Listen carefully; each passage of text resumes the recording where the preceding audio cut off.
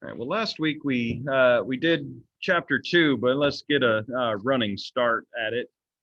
Chapter 2 starts off with, right after. Let's see here. Let me get even more. So right after Samuel's born and then given to the Lord, Hannah gives her song, and that actually is kind of a lens by which to view the whole rest of the book.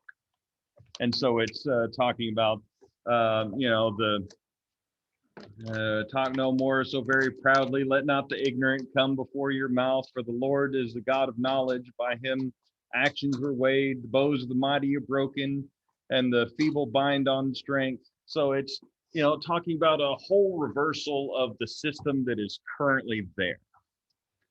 He raises up the poor from the dust, and he lifts the needy from the ash heap to make them sit with princes and inherit a seat of honor. So that's kind of the mindset that we're going through. And the very next thing is you see the sons of Eli, who are while Eli accused Hannah of being a daughter of Belial, a worthless woman, the spawn of Satan, the whore of Babylon, his sons actually were those things. It says, now the sons of Eli were sons of Belial. They were worthless men. They are the spawn of Satan. And because what they did, they would go through and they would steal what would belong to God. When they would prevent people from actually worshiping God by going in and saying, no, don't offer to that. Give me the choicest cuts here. And they'll say, well, let me at least burn off the fat. Says, nope. God doesn't accept that from you. He expects I got to reach in here and I got to carve off this tenderloin here, and then I got to take that back. And we'll even see that today that Eli gets caught up in this because Eli's big fat guy, and this is apparently what he gets fat on. And these ill-gotten sacrifices, ones that taken from the Lord. And then, so what we're seeing here is Eli's sons versus Samuel. They're the complete contrast. One, this miraculous son born out of nowhere, as opposed to those who are in power, who are about to get overthrown. Expecting to inherit. Yes, absolutely. And then now Eli comes in and he rebukes his sons, but not very well. He said, now boys, I hear what you're doing, how you've gone and you've deflowered all the temple virgins. Exactly. And he says, now, don't do that. So since they would not listen to the voice of their father. So since he was not very good at it, the Lord sends a messenger who never gets a name, but comes in and he tells Eli, since you can't control your house, the house is done for. You've fattened yourself on the choicest parts of every offering of my people, and I promise that your house and the house of your father should go in and out before the Lord for me forever. If you would be faithful to me, I will always be faithful to you. But since you're not, he said, behold, the days are coming when I will cut off your strength and the strength of your father's house, so that there will not be an old man in your house. And see you later. Bye, Tony. Bye. Be safe. I will. And so, can you hear me? only barely. Let me turn you up here. How about now? Can you hear me now? A little bit better. Hi, Terry. Hi, I'm sorry to interrupt everyone. I just got a very important call from Mother. Jensen died today. Oh my gosh, that's so sorry. yeah, that's unfortunate. No. This is My great nephew. yeah. So my brother's cousin. grandchild. Yeah, their first daughter. Yeah, they're yes. So yes. her parents, A week old. Yeah. Yeah. I'm so sorry. Yeah. So tiny, what, 1 pound? Something like that. Yeah. He weighed a pound. He was 23 weeks gestation. Yeah. His little heart gave out, but Mm. Courtney got to hold him as he passed Well, that's on. good. That's good. Yeah. Yeah, that's unfortunate. Yes. Sad. So if you would all say prayers for my parents and No. Have been. Yeah, absolutely. And yep. Sorry to hear that. Philip and Janet and Colin and Courtney, of course. Those are the parents, right? Yes. So I'm gonna release you and I'm gonna call Becca and Joshua. Okay. Yeah. Lots of stuff going on right now. Yeah. No.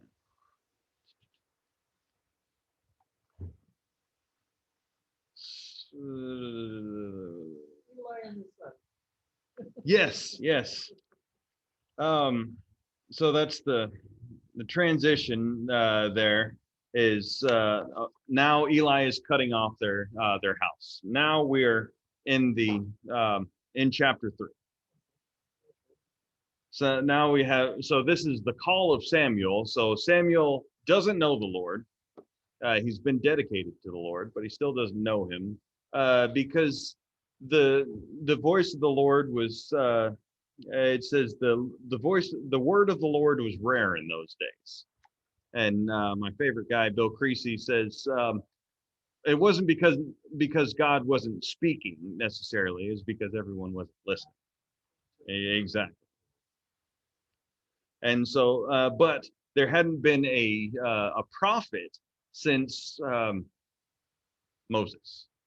So it was very, very rare indeed. And even now, the judges system is kind of gone kaput as well. And so they're just kind of everyone's doing what's right. So there's no guidance from no one's listening to the guidance from God. So it's as if it's not even there. So, and at the time, Eli, whose sight had begun to grow dim so that he could not see, was lying down in his place. The lamp of God had not yet gone out, and Samuel was lying down in the temple of the Lord where the ark was. So you can see here that that the lamp is it's working on 2 levels here. One, there's a lamp that it's Samuel's job to keep burning. You know, Exodus, there we go. Exodus 27:21 tells us that there's a lamp that's lit from the night to the morning, and it's his job kind of keep it. So we know there by the fact that the light hadn't yet gone out, it's close to morning. But that's also talking about the word of the Lord there. So, you know, it seems dim and dark, but God is still, you know, he can still pull a miracle out. He can still, you know, that he hasn't totally cut them off. That in fact, this young boy and Samuel will then ignite the whole thing. I thought they were talking about Eli when it said the light was not yet. Yeah. There's that. It had not yet. Right. No, that's exactly right too. It had not yet died on Samuel's watch, but it was close. But Samuel's not going to let it. So no, that is well read there. And then the Lord called Samuel, and he said, "Here I am." And he ran to Eli. He said, "Here I am, for you called me." He said, "I didn't call you. Go lie down." And he did that 3 times. And each time you see the Lord calling him more. The first time, it just says, we don't even get to hear it. We just said, you know, the Lord called Samuel. And he said, "Here am I." And then the next time it gets a little louder. We hear the voice of the Lord saying, "Samuel." And he got up, goes in there. Nope, wasn't me. Went back down to bed. And finally, on the 3rd time, Samuel hears him. And then he finally perceived, again, the word's rare. And so he says, "Okay, I know. He says, this time say, go lie down, and if he calls you again, you shall say, speak, Lord, for your servant hears. So Samuel went and laid down in his place. Then the Lord came and stood. So there he is, standing next to Samuel, and he says, Samuel, Samuel. So it's getting more and more intense now. So here he is in the presence of God, times two, because he was sleeping where the ark was. So that's symbolically, that's where he's supposed to be. He's lying down in the Lord's temple where the ark was. Positions Samuel not only spatially but also spiritually in the presence of the Lord. The priest was allowed into that area. Not yet. I mean, yes and yes, but this is kind of the Shiloh temple, which is lax, maybe to say the least. So at least somebody's there. And so maybe it's like Joshua's or Joseph's bones that were just hanging out there waiting on them to get back into the promised land, something like just hanging up against the wall. But actually, I didn't have anyone comment about that, so I don't know. Yeah, no one commented about, and the commentaries I read, not one commented about the fact that since he wasn't the high priest, he shouldn't have actually been Yeah, yeah, they weren't allowed. there. Yeah, Get two curtains back, I think. exactly. But he's at least an acolyte, and they're bringing him into, and he'll eventually be the high priest. So we'll give him that. We'll future credit onto his current situation, so he can be in there. I guess that'll work. And so there he is. The Lord's getting. Apprentice who didn't know it. Yeah. Yep. Exactly. And so he finally he's just yelling at her, and then Samuel says, "Speak, for your servant hears." Notice that it's just slightly different from what Samuel tells him to say, because and some commentaries were saying that that's more Samuel's reverence for the Lord, because he doesn't really know him, so he's kind of nervous about it, and so he just says, "Speak, for your servant hears," because there's not necessarily a relationship that Samuel understands yet. But his wording here, him saying, "Here I am," puts him directly in line with actually three previous people, but with Abraham, Jacob, and Moses. Anytime the Lord calls, they say, "Here am I," and then and so that's putting him in that. But also, it says the repetition of the personal name is reminiscent of the divine call to Abraham at Mount Moriah and Moses at the Mount of the Burning Bush there. And so that's putting him in a line with Abraham and Moses. But if you look at it also, these are also two people who are responsible for then bringing the covenant, which is what Samuel will make it to where he will eventually anoint the king.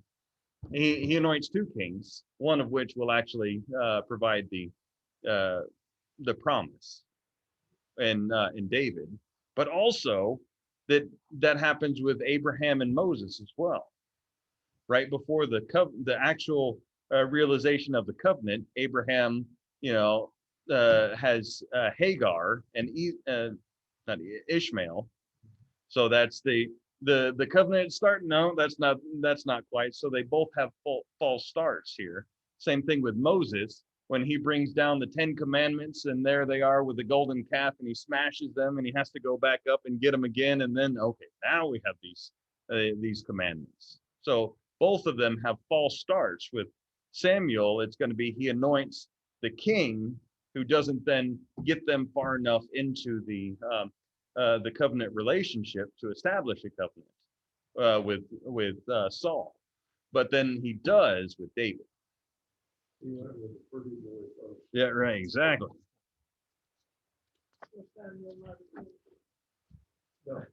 Samuel is a lot more like John the Baptist. Oh, Yeah, he's a hairy a fellow. little rugged. Yeah, Around the edges. as opposed to Saul. When we see him, he's just beautiful, and he's tall, and he's taller than everyone, and they're literally looking up to him, and they're like, oh, he looks like a He king. looks like a god. He looks like a king for us. And that's again God, or yeah, God working, but the author here working on look beyond what you're expecting here. Look for What they look like. yeah, look. God sees on the inside as opposed to the outside. It's like David when he wasn't even at home, and he's like, surely these are all your sons. Like, no, you're right. I do have one more, but I mean, he's out there. He's covered in he's covered in sweat and nasties, red face, and all right, bring him in. Short. Yeah, exactly. So that not what you'd expect from a king. God, interesting. When we were talking about that, another thing I was studying is the fellow said that in order to have a good relationship with the Lord or God, you need to wrestle with Him. Yeah, I would agree with that. And you need to Shows you care. engage. Yeah. Mm-hmm. Not, yes, but wait a minute. Exactly. That's not where I thought this was going. Yeah. We had an established relationship here. But, Yeah. I mean, it appears that God changed his mind when he was wrestled with. It appears that way. Mm-hmm. But was he just trying to get Moses and others to engage with him? Right. Exactly. And I would say yes. Yeah, that's absolutely what he was doing. He was allowing them the opportunity to Experience it? yeah, exactly. In a very personal way. Right, exactly. And this is the start of a personal relationship. He doesn't know who he is. Right. In a sense, he's starting to wrestle a little bit. Uh-huh. Why wouldn't he want us to? Because he wants us to come with what we're wrestling with, Well, it's right? He wants us to come to him for everything. And so if he's gonna be our spiritual leader, obviously, mhm. the spiritual leader for us, then we have to go to him for everything. And surely he knows at some point we're gonna have to wrestle with him. Because we're wrestling with Right. ourselves, Right. right? So I think I've always thought it was okay to get angry with him. Yeah, oh, You know, absolutely. because Yeah. that's how he'll come back and tell us the truth. And then if obviously if we want to grow and listen to what he has to say and take his advice, then we will be open to that criticism. Hmm. We do it enough times. Well, I mean, look at the Psalms that they're wrestling. Why is this happening? You said that this, and we're your people, and this is, so fix it. Yeah. But in today's world, and even years back, people would say, you don't get angry with God. Always a very fragile. I'm going, I guess I get angry with him. Yeah, it's very fragile understanding of God. He's only you only have to you only get to speak sweetness and light to him. Yeah. And anytime you're that's not right. I mean, how do we prepare for the world around us if he hasn't taught us how to wrestle? Mm-hmm. Yeah. Be prepared with to engage. humans. Mm-hmm. Oh, gosh. So now then in verse 11 here, he said, the Lord said to Samuel, behold, I'm about to do a thing in Israel, which the two ears of everyone who hears it will tingle. On that day I will fulfill against Eli all that I have spoken concerning his house from beginning to end. And I declare to him that I am about to punish his house forever for the iniquity that he knew, because his sons were blaspheming God. He did not restrain them. Therefore I swear to the house of Eli that the iniquity of Eli's house shall not be atoned for by sacrifice or offering forever. It seems really harsh, because we find in Leviticus that there are indeed sacrifices that atone for the unwitting sins of priests. But on behalf of Eli, who didn't chastise his children properly, and Hophni and Phinehas, who are very much intentional in their sins. It says there, the sins of the high hand, these intentional sins, are not forgivable at this point. These are ones you knowingly did. He says, I can understand you accidentally committing sins. We'll offer for those all the times, but if you're purposely doing stuff like this, deflowering my virgins, what are you doing here? And so that's why he says that they won't be able to their house shall not be atoned for by sacrifice or offering forever. He says, because they don't want me. They just happen to be, because in the priesthood there, you can't aspire to be a priest. You are a priest or you are not a priest. Is that Levites? Levites, they're the high priest, so they're of the family of Aaron. And and you don't get to choose that. You're born into it. So you're either a good one or you're a bad one, but you are one. Well, in what little bit I know about the Episcopal Church and stuff, there's a lot of sons that follow their fathers. There is that, but they always have to make that decision. It's never, I take that word back. It should not be just, assume that it's just rubber stamp because your father is, so are you. They have to, follow in that. There's some that have been forced into positions that they're just not fit out, and it's never good. Both people, both parties end up just worse for the wear. Yeah. Until one accepts it. Yeah. Yeah. A lot of damage can be done that way. Oh yeah.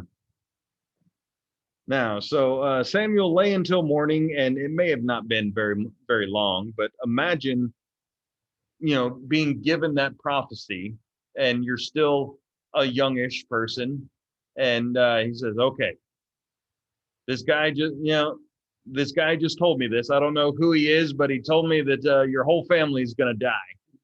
Yeah, exactly. So there he is. How am I going to tell Eli that God the God he told me to listen to just promised me that he's going to die and his whole family? So I don't know that this is one vision that he wanted to tell. And Samuel was afraid to tell the vision to Eli, understandably. But Eli called Samuel and he said, "Samuel, my son." And he said, "Here am I." And Eli said, "What was it that the Lord told you? Do not hide it from me. May God do so to you and more so, also, if you hide anything from me that he has told you." Samuel told, Okay. right, exactly. Okay, all right. Well, you get full bore then. So Samuel told him everything that he and hid nothing from him. And he said, "It is the Lord. Let him do what seems good to him." So here, this is actually the perfect example of how it should be between the prophet and the people. The people want to hear from the Lord, so they say, "Tell us what the Lord has said. Don't hide it back. Be it more so." And it happens a lot in there. They say, "No, you tell me this. Don't hold anything back." And so the Lord speaks. They hear, and the prophet responds by saying, "Okay," tells them the word, and then the people respond and do what the Lord said. So this is the epitome of how it should go, even with this hard truth that his family is about to all be dead. Yeah, but he takes it like a champ.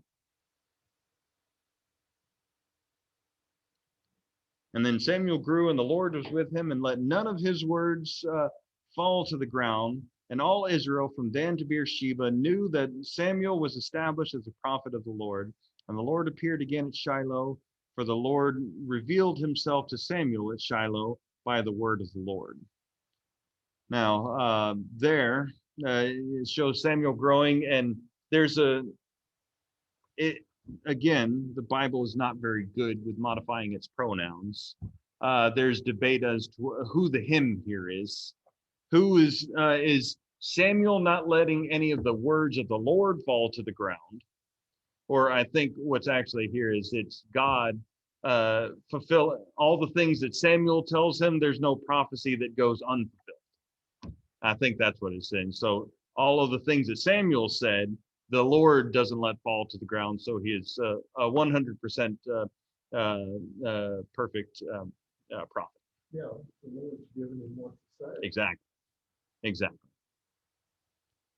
And so I don't know. It says that Hebrew does not have these words. Huh. Like, is it talking about him? Yes. Because at one point it also says, one ancient translation, I have already told him. In Hebrew, I will tell him. And one ancient translation, the Philistine. Does that make sense? So, Hebrew does not have these words. Yes, Is that may be where are you? I'm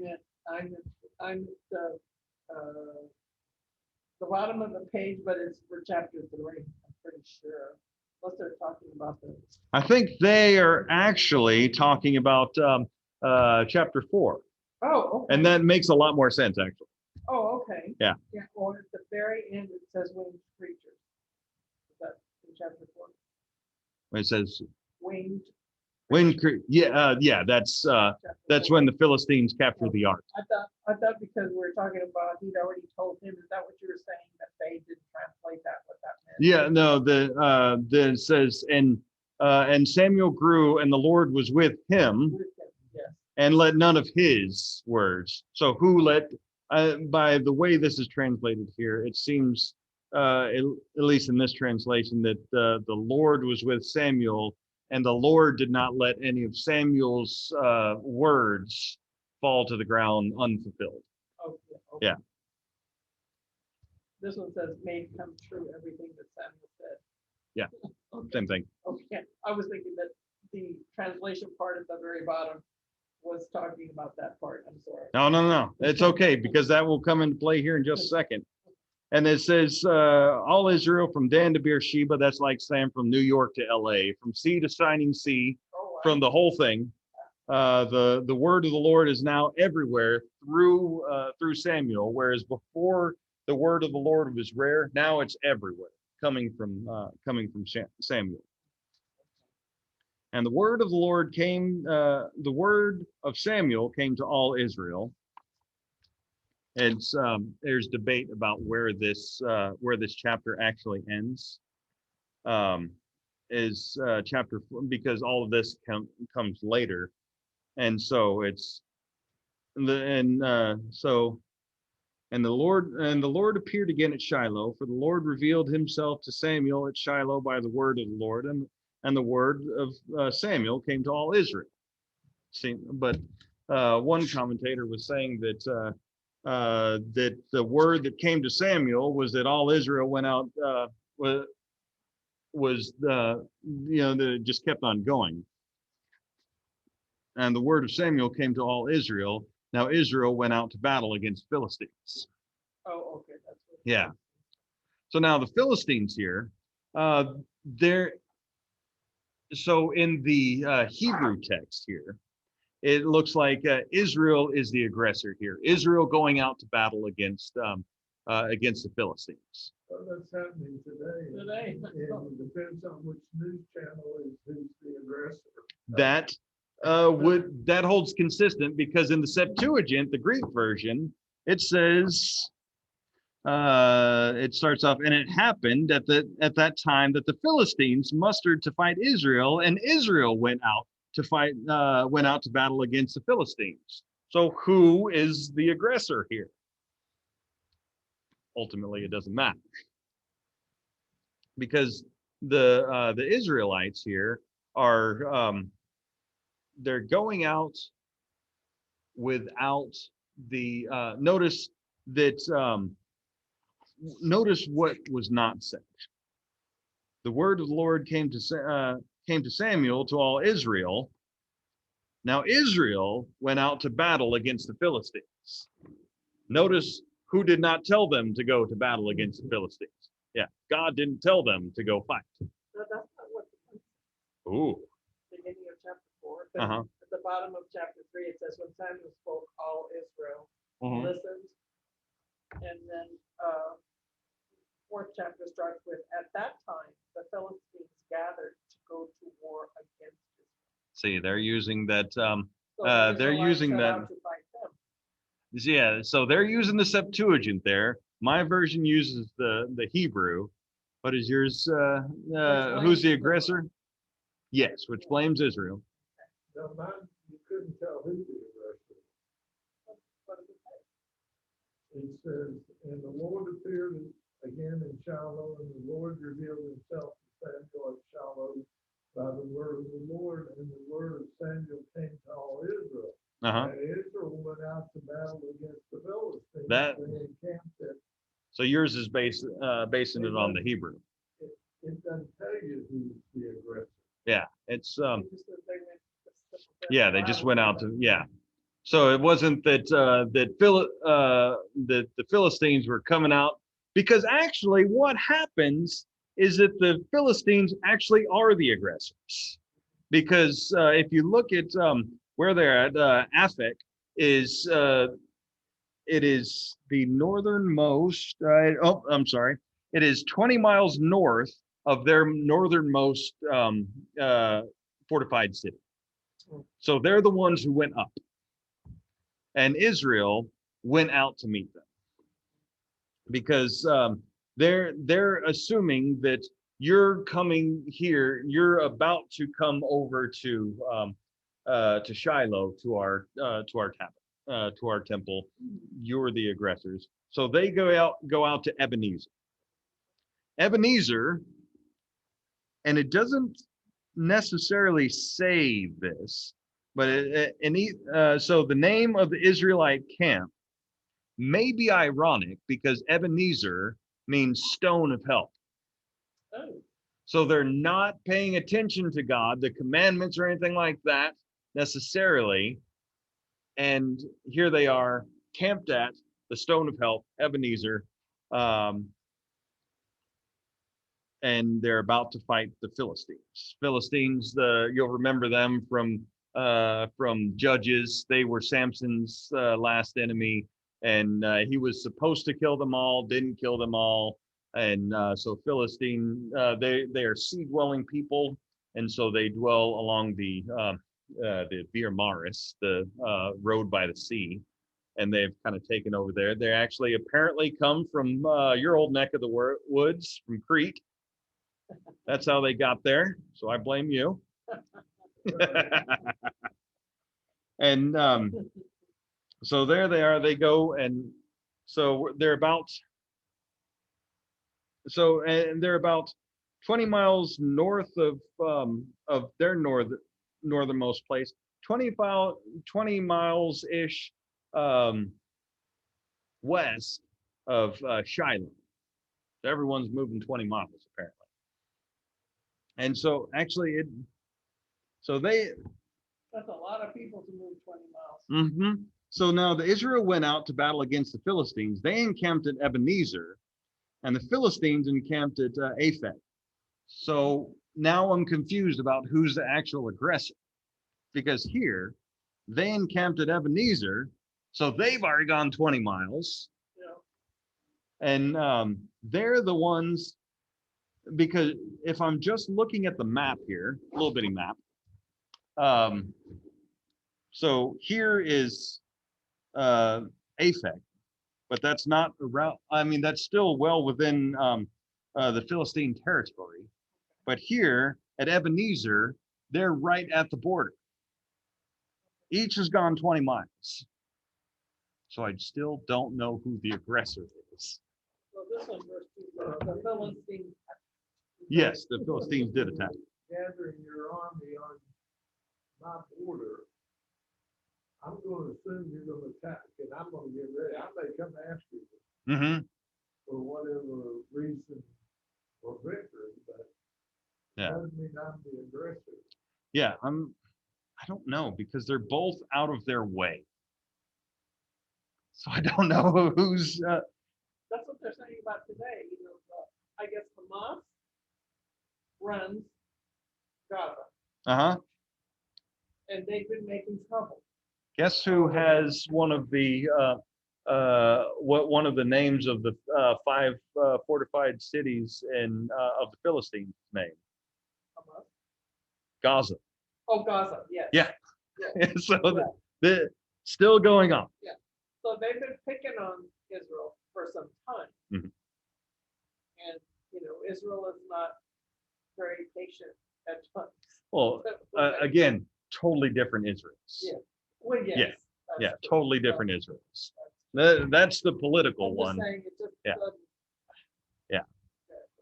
Well, no, it's, Well, my trouble is that they didn't have all that stuff going on. Ish.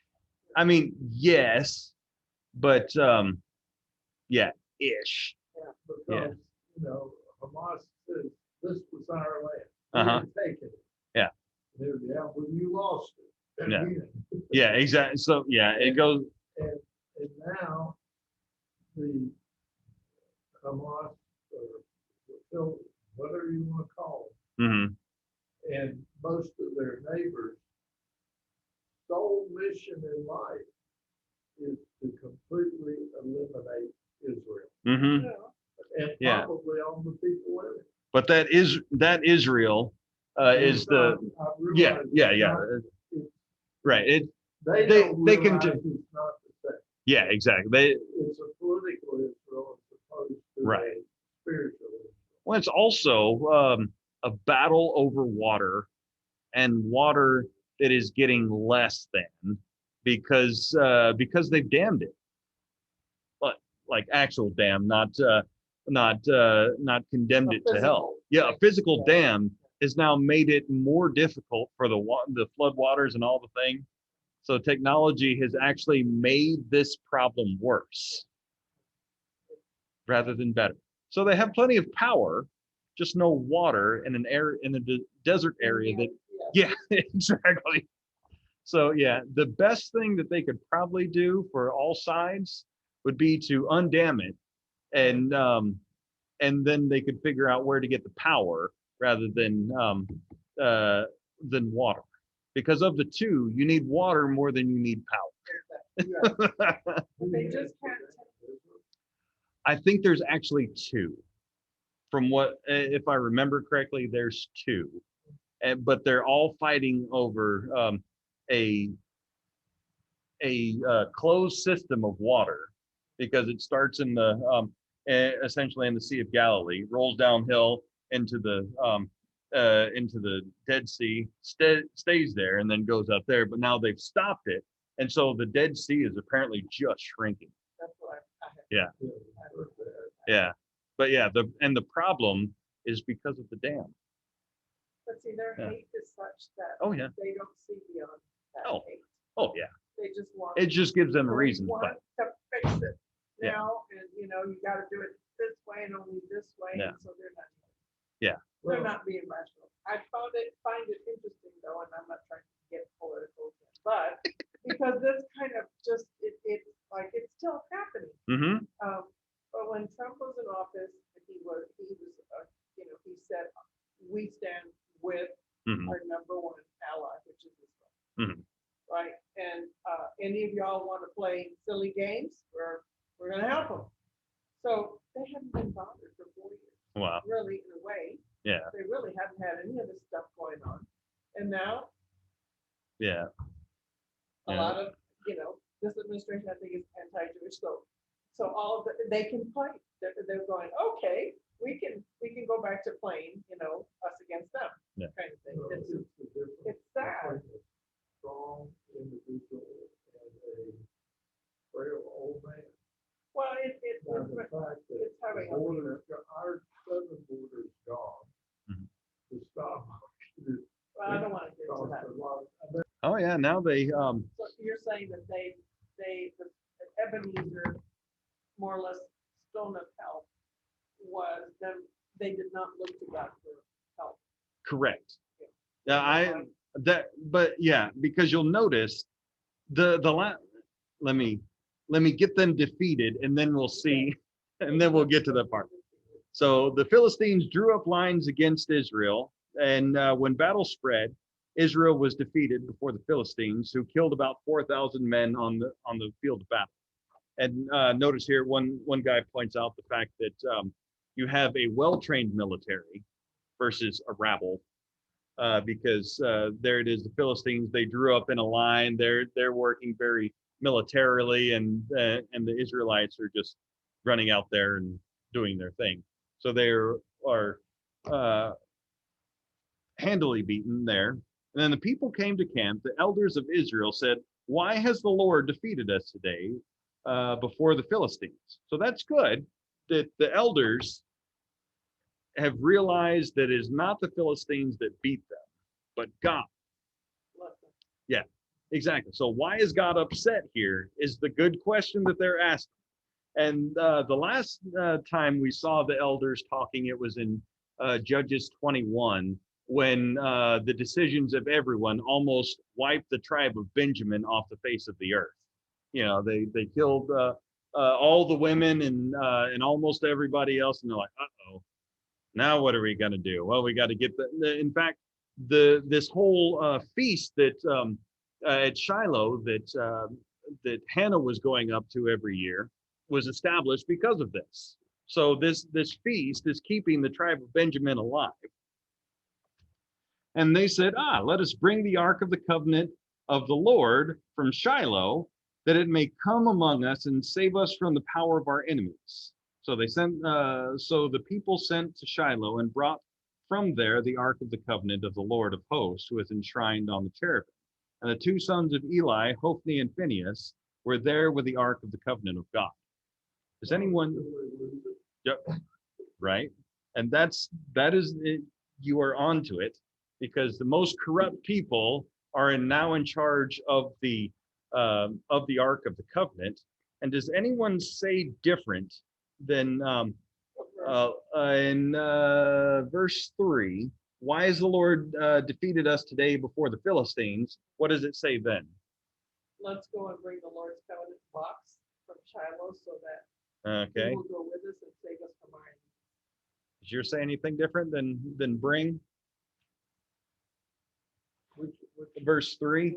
After then the people came, the elders said, "Why has the Lord defeated us today?" when the troops came to the camp, the elders of Israel said, "Why has the Lord put us to the rout today before the Philistines? Let us bring the ark of the covenant They're cheating of here. the Lord here from Shiloh, that he may come among us and save us from the power of our enemies." The actual word there is, "Let us take the ark of the covenant of the Lord." Okay. So that will come into play at the end of this little section here. So it says, "Let us take the ark of the covenant of the Lord from Shiloh, and that it may come among us and save us from the power of our enemies." So the people sent to Shiloh and brought from there the ark of the covenant of the Lord of hosts, who was enshrined there on the cherubim. The two sons of Eli, Hophni and Phinehas, were with the ark of the covenant of God. What has just happened here? The two most corrupt people. All day under, they go down on the same day. Correct. They have now taken not forcibly, but they've taken the ark of the covenant from where he's resting in Shiloh. This is not God's plan. So they've forcibly removed God from his temple to take him out on a journey to aid them in their thing that he doesn't want to do.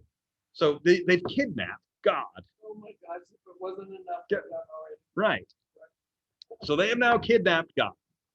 And as soon as the ark of the covenant of the Lord came into the camp, all Israel gave a mighty shout, so that the earth resounded. 2 miles away, that's how far they are apart from each other. Ebenezer and Aphek are 2 miles apart. And then when the Israelites heard the noise of the shouting 2 miles away, they said, "What does this great shouting in the camp of the Hebrews mean?" When they learned that the ark of the Lord had come to the camp, the Philistines were afraid, for they said, "A God has come into the camp." And they said, "Woe to us!" And the great thing is here that this is the only place in the Bible where you have people, and it's actually not the Jews, but they say, "Oi!" Yeah, they say, "Oi!" For nothing like this has happened before. Woe to us, there it is again, who can deliver us from the power of these mighty gods. These are the gods who struck the Egyptians with every sort of plague in the wilderness. Take courage and be men, O Philistines, lest you become slaves to these Hebrews, as they have been to you. Be men and fight. So this is, hundreds of years later now that they're hearing this. So they know sort of the things that God has done. Again, they're foreigners. It's kind of like having an intimate knowledge of the history of somewhere in Africa or, of India. I know this for a fact. And you go in there and they're like, yeah, you got the broad strokes right. And so they're like, yeah, of course they're like us. They have multiple gods. And their gods were so strong that their gods threw all sorts of plagues at the Egyptians when they were in the wilderness. It's close. Yeah, they got the broad strokes. God sent delivering Israel, sending plagues from the Egyptians, but the who's and why fors are a bit muddy for them. But that's okay. They're not Jews. They're not told this story. And in fact, you can tell that the Philistines are not insiders, because rather than calling them Israel, they call them Hebrews. It's, the Hebrews is like, Americans as opposed to Texans. They're just, like in England, everybody's a Yank. It's like, you watch your dirty mouth is what, yeah. Yeah. So the Philistines fought, and Israel was defeated, and they fled every man to his home. And there was a very great slaughter, for 30,000 foot soldiers of Israel fell. And the ark was captured, and the two sons of Eli, Hophni and Phinehas, died. And the ark of God was taken. There you have the taken and the taken. It's stolen once by Eli and Hophni, and then the ark is then taken by the Philistines. And in chapter 5 is the greatness of what happens to them. But so Israel's defeated. So the elders are expecting one thing to happen. We're taking God out. He's going to defeat them. But God has said, wait, I've been taken before. I have to deal with this one before I deal with this one. These infidels have taken me, but it's, but not the ones that you're fighting against. So I have to deal with them, with you, and then I'll get to them. I let the latter deal with the first. Mm-hmm, yeah, exactly. So and in fact, if we're to look in the Hebrew here, when the ark is taken, it's taken in the passive, meaning that God allowed it to be taken. Yeah. So God is in control of all of this, but that's not what they see. And then a man of Benjamin ran from the battle and came to Shiloh. So he sprints 20 miles to Shiloh, and so we know the prophecy that, like you said, the sons of Eli will both die in a day, and that's a sign of the death of the house of Eli. We know that. Eli doesn't know that yet, and the author here is toying with us by having the guy run in and go tell everybody. And there he is, Eli. He's standing right by the gate, runs right past him, and then he hears everybody yelling. He's like, "Oh my gosh, what's going on?" And then the guy comes back and sees Eli, tells him, rather than saying your sons have died or the ark has been stolen, it says, Israel has fled. There's been a great defeat among the people. Your two sons your two sons also, Hophni and Phinehas, are dead. So he's just toying with us. And he says, and the ark of God has been captured. And that, as soon as he mentioned the ark of God, Eli fell over backwards from his seat by the side of the gate, and his neck was broken, and he died, for the man was old and fat and heavy. Yeah. So there's debate about where exactly he is. You have the Greek, the Hebrew, and the rationale. So in the Hebrew, it says he's by the road, and the Hebrew or in the Greek says he's at the gate, or maybe the other way around. So he fell backwards from his seat, beside the gate. Yeah. Yeah. Well, the next one said, because like David, when he was in the same area, he was on top of the gate. That's where he could look over it. Oh. But that doesn't matter for Eli. He's blind. That's right. But they're thinking if he fell over backwards, then he's falling a long way. He falls on his neck and dies. But But didn't we have that guy do the same thing in his prison cell? well, actually, I think it was about the same story. right. Well, actually, what's being compared here is in the next chapter with the god of Dagon. So the Philistine god is also a blind abomination, just like Eli is. They both they both fall down, and the second time showing that the idol is blind. It falls down with its face on thing it can't see. But then the next time it falls and the head breaks off. So just like what happens to Eli, they're meant to be the same thing. God's dealing with one problem, the house of Eli. Then he deals with the next problem, and that one is even more fun than what he does. So again, they go in and they say, and the author is just toying with us. And then it says in the end that he died because he was very heavy, and that heaviness is also it's a parody there. He's fat because he was stealing the food that was designed to God. Heaviness, weight, worthiness, glory. That same word there is used for his heaviness, his fatness, but his is gross and compared with the glory of God. And then, when Phinehas' wife gives birth to their son Ichabod, it's based on that word glory, heavy, worthiness. That is fled. And I'll get to that here in a second. So he judged Israel 40 years. You can see there for a generation, that 40 years, 40 always, a set amount of time, a generation type thing. And so this sort of corruption type thing had been Eli's fault for this entire generation. That's why his line is ended. And then his daughter-in-law, the wife of Phinehas, was pregnant and about to give birth. And when she heard the news that the ark of God was captured and that her father-in-law and her husband were dead, she bowed and gave birth, for her pains came upon her. And about the time of her death, the woman attending her said, "Don't be afraid, for you have borne a son." But she did not answer or pay attention. And she named the child Ichabod, saying, "The glory has departed from Israel, because the ark of God has been captured, and because of her father-in-law and her husband." And she said, "The glory has departed from Israel, for the ark of God has been captured."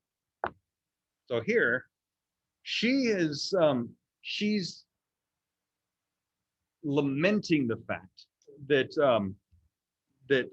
that line of Eli, has been cut off. She dies, and this is actually we're meant to see here the birth of Benjamin when